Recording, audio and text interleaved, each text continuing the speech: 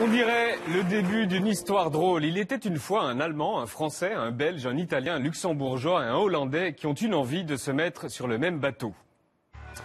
Le 25 mars 1957 est signé le traité de Rome entre les 6 pays fondateurs de ce qui deviendra l'Union européenne. 60 ans plus tard, aujourd'hui, le 23 mars 2017, à quoi ressemble l'Union européenne? À quoi ressemble ce fameux bateau? Non, il ne ressemble pas tout à fait à la croisière s'amuse. Beaucoup de voyageurs nous ont rejoints. Le navire a traversé des tempêtes. On dit que ce bateau serait la cause de tous nos maux. Pourquoi on a une si mauvaise image de l'Europe?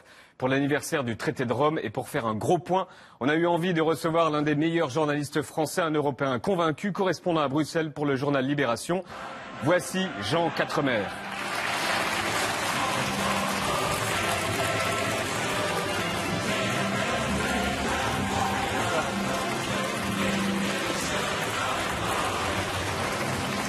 Rentrer sur l'eau de la joie, c'est pas mal. C'est pas mal.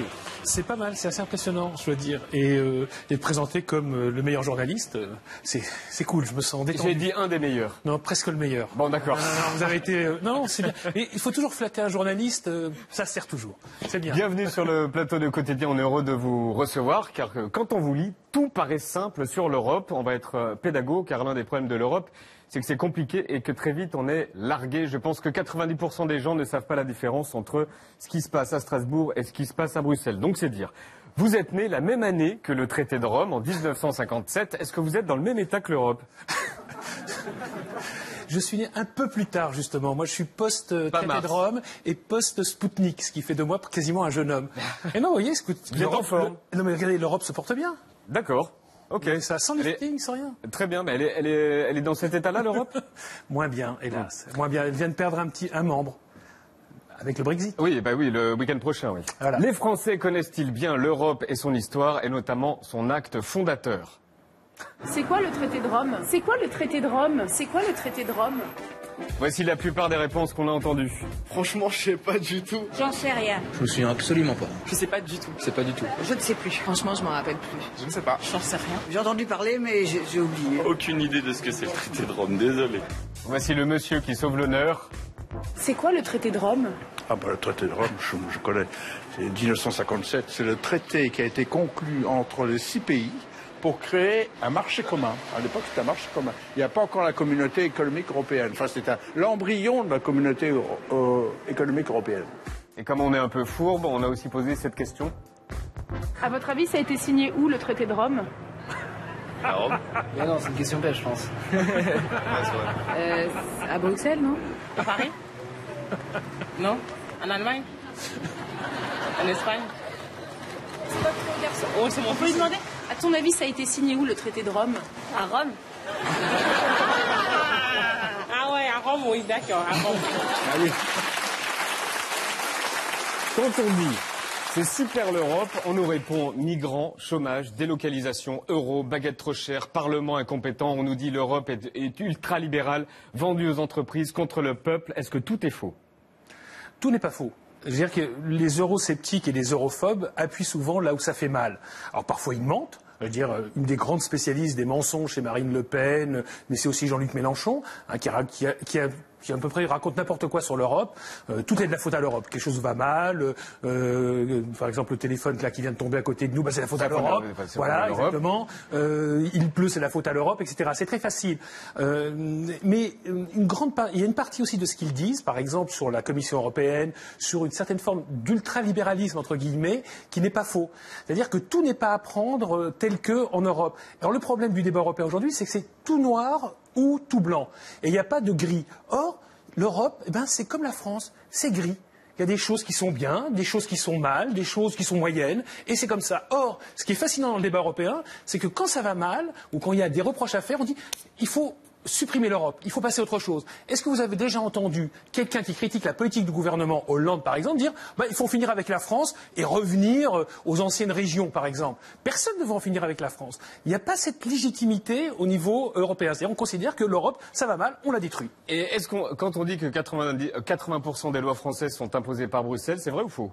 Ça, c'est quelque chose qu'avait dit Jacques Delors il y a très longtemps. Il avait dit des lois économiques et sociales. En fait, on a regardé, c'est complètement faux. Et à l'époque, pourquoi il l'a dit? Parce que c'était dans les années 80, l'espèce d'euphorie, on allait achever le marché unique. Vous vous rappelez, on avait sorti un livre blanc. Je ne sais pas si vous vous rappelez, vous êtes né quand, vous? Dans les années 80. Voilà, aïe, aïe, aïe. Donc on avait dit à l'époque, il fallait faire 300 directives pour achever le marché unique.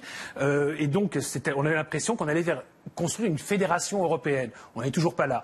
Et dans l'enthousiasme, il avait dit, voilà, un jour, on va faire 80% des lois viendront de Bruxelles et de l'Union européenne.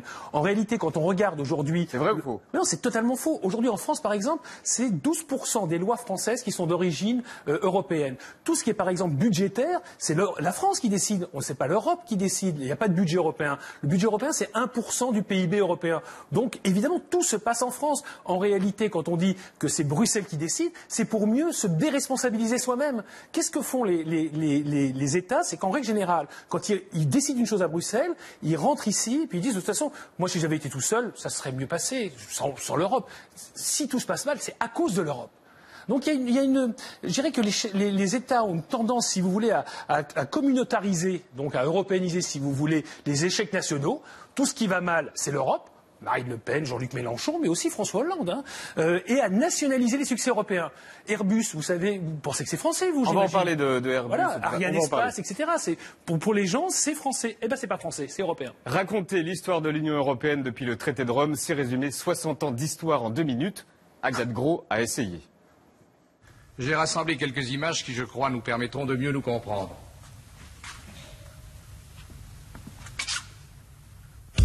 Tout commence en 1957 à Rome. La rencontre des 6, l'Italie, les Pays-Bas, le Luxembourg, l'Allemagne fédérale, la France et la Belgique ont paraphé les 2 documents qui jettent les nouvelles bases économiques d'une Europe en formation. 1972, l'Ode à la joie de Beethoven devient l'hymne européen. Tout ça pour que quelqu'un la saccage à la flûte. 1973, c'est l'Europe des 9 suite à l'adhésion du Royaume-Uni, de l'Irlande et du Danemark. Our entry into the EEC will make Europe the most powerful trading bloc in the world. En 81, Nikos Aliagas devient européen, la Grèce intègre la CEE. En 85, Antenne 2 fait péter le budget graphisme pour expliquer la signature des accords de Schengen. La France, la Hollande, la Belgique, le Luxembourg, la RFA et la RDA s'engagent à favoriser la libre circulation des citoyens à l'intérieur de leur pays en reportant les contrôles aux frontières extérieures. 86, l'Espagne et le Portugal viennent former l'Europe des 12. L'année 87 marque le début du programme Erasmus. 1989, l'Allemagne se réunifie suite à la chute du mur. Ce matin, le mur de la honte s'est effondré. Il n'est plus qu'une simple barrière franchie, enjambée, escaladée tout au long de la nuit. 1992, signature du traité de Maastricht, et ça a pris longtemps apparemment. Ce traité vise, je vous le rappelle, à la mise en place progressive d'une union économique, d'une monnaie unique et d'une politique étrangère susceptible de conduire à une défense commune européenne. 95, l'Europe des 15, avec l'entrée de l'Autriche, la Suède et la Finlande. 2002, l'euro remplace le franc, razzia sur les distributeurs automatiques. Curiosité et enthousiasme, l'euro a réussi son examen de passage, razzia sur les distributeurs automatiques. 2004, l'Europe passe de 15 à 25. Qui sont les 10 petits nouveaux, Claire Chazal? La Pologne, la Slovénie, la Slovaquie, la République tchèque, la Hongrie, l'Estonie, la Lituanie et la Lettonie, donc pour les pays baltes, ainsi que Malte et Chypre. Voilà. Un an plus tard, la France dit non. Les Français rejettent la Constitution européenne. Le non l'emporte largement. 2007, la France dit finalement oui en signant le traité de Lisbonne. Le texte définit le cadre et les règles de fonctionnement de l'Union pour faciliter la prise de décision. Les années 2010 sont celles des crises, dette grecque, crise des réfugiés, Brexit. The UK electorate has taken the historic decision to withdraw from the European Union. Alors, en 2017, une chanson d'Alain Souchon écrite en 85 résonne encore. Vous êtes lent dans vos vieilles godasses. Il serait temps que l'Europe se fasse. Ils ont été lents? Ils ont été trop lents? Non, pas du tout. Mais il faut comprendre une chose, c'est que les États, ce sont les États qui font l'Europe, d'accord? Donc ils acceptent de partager une partie de leur souveraineté. C'est pas facile.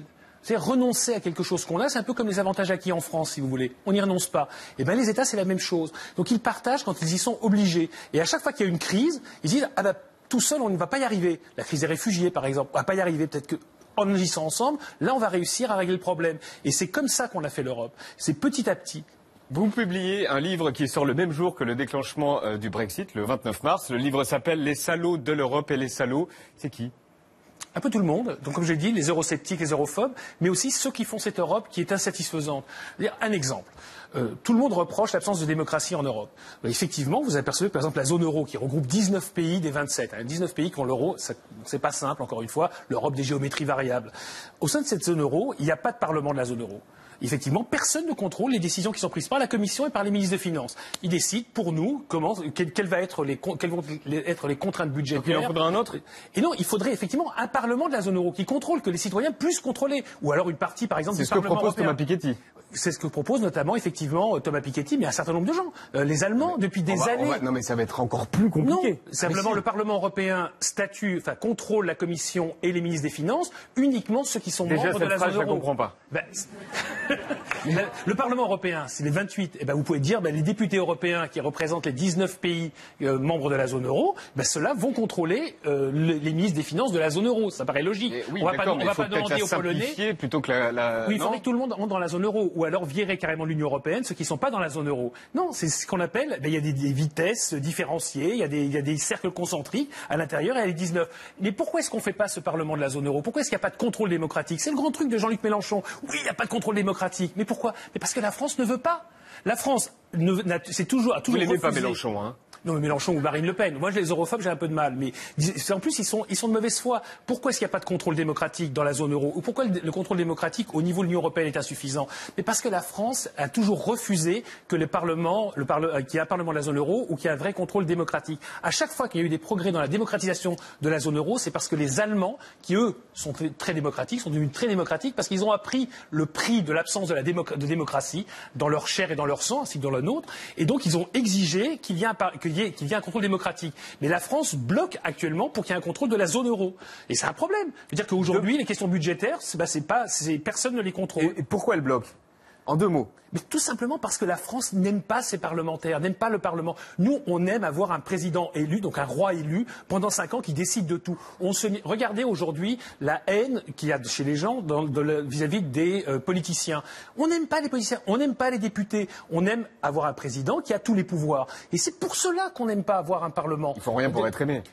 Ah, vous voyez, vous tombez dedans, paf, directement. Allez, un peu de démagogie. Non, un peu de démagogie. Mais ils font un vrai travail de contrôle. On peut ne pas les aimer, mais ils font un travail de contrôle. Effectivement, il y a des dérapages à droite, à gauche, mais il y en a des affaires aussi. Il y a des affaires, mais dans tous les pays, chez tous les êtres humains. Moi, j'aimerais bien qu'on monte un système humain qui soit parfait. Enfin, moi, je sais pas, mais je connais pas. Mais il n'y a pas d'entreprise parfaite, il n'y a pas de système politique parfait. Donc il n'y a pas d'abus en France plus qu'ailleurs. Il y a des abus en France, il y a des abus en Allemagne, et on tente de régler ces abus. On prend des lois, mais notamment au niveau européen, d'ailleurs, il y a eu pas mal d'abus, et on a essayé de contrôler ce qui se passait tant au niveau du Parlement qu'au niveau de la Commission. En France, c'est vrai qu'on n'a pas été aussi loin. Mais encore une fois, la France se méfie du Parlement, depuis la Constitution de 1958, on n'aime pas le Parlement, on n'aime pas le pouvoir des parlementaires. C'est ainsi. Vous savez, moi donc, comme vous l'avez gentiment rappelé, je suis né en 1957. Je crois qu'une fois tous les 2 ans, on annonçait la fin de l'Union européenne. 3 bonnes raisons de rester dans l'Europe. 3 bonnes raisons. Une raison simple. Regardez, nous sommes la première puissance économique et commerciale du monde et nous sommes en paix depuis 70 ans. Aujourd'hui, dans le monde, il y a presque 300 conflits qui sont en cours. Pas dans l'Union européenne. Donc là, j'en ai 2. Voilà, un troisième. C'est pas mal. C'est pas mal. Et c'est de peser, et à l'avenir, c'est de peser dans le système, sur la planète. Aujourd'hui, on est 500 millions d'Européens. La planète, c'est 7 milliards d'habitants. Est-ce que vous croyez que 67 millions de Français tout seuls vont peser sur le destin de 7 milliards d'habitants? À 500 millions, déjà, on va avoir du mal. Mais alors, à 67 millions, on disparaît de la surface de la planète. Donc, c'est une bonne raison. Politique fiction. Il n'y a pas eu le traité de Rome. À quoi on ressemblerait aujourd'hui? On serait la France, hein. La France. Oui, la France. On aurait nos frontières, on aurait notre franc. À quoi on ressemblerait? Si le général de Gaulle a appliqué le traité de Rome de 1957, c'est parce qu'il a compris que c'était un moyen de moderniser la France. Donc si aujourd'hui, si on avait gardé nos frontières, on serait encore une puissance agricole, on ne serait pas devenu une puissance industrielle. Sans doute, il y aurait eu une Allemagne qui se serait développée, parce qu'elle se reconstruisait, et c'est elle qui dominerait l'Europe. C'est-à-dire que la France, si le général de Gaulle a accepté d'appliquer le traité de Rome en 1957, c'est parce qu'ils savaient que c'était un instrument de modernisation. La France aujourd'hui, ça serait quasiment rien. On aurait une puissance allemande à nos frontières parce que l'Allemagne se serait réunifiée, le communisme aurait chuté. Mais en tous les cas, nous, on ne pèserait quasiment plus rien.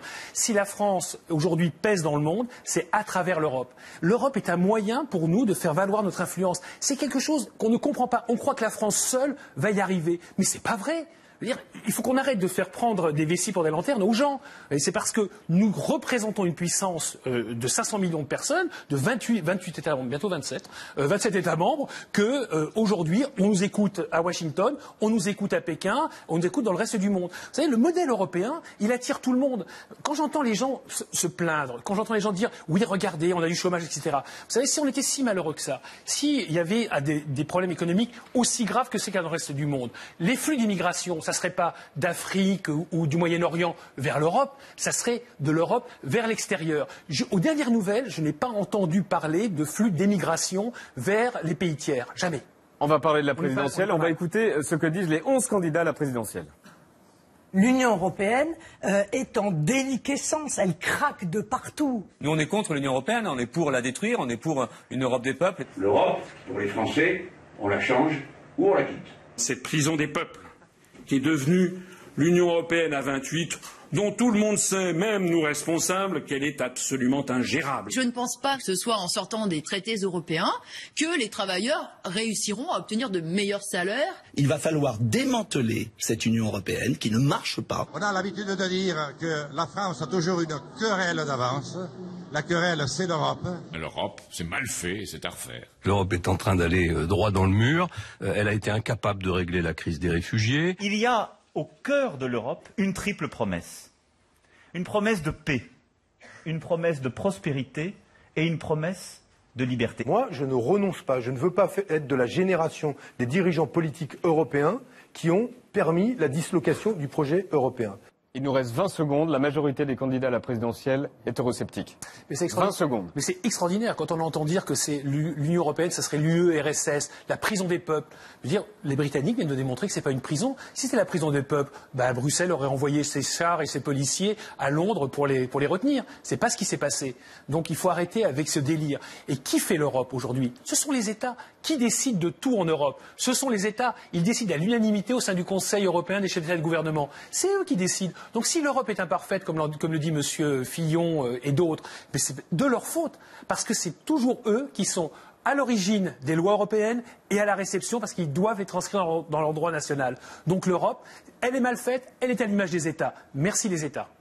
Merci Jean Quatremer. Votre livre s'appelle Les salauds de l'Europe, c'est aux éditions Kalman Levy.